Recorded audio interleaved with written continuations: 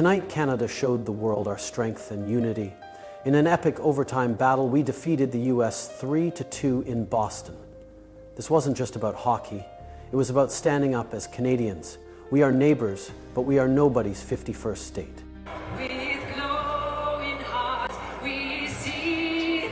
Chantal Kreviazuk made a powerful statement by changing the lyrics to "O Canada," protesting Trump's 51st state comments. Her anthem set the tone for the game, reminding everyone that Canada stands tall and proud on the ice and on the world stage.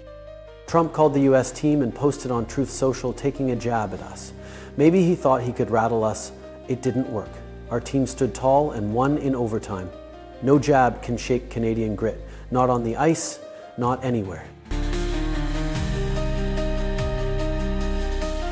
The Four Nations series was an NHL experiment to replace the All-Star game.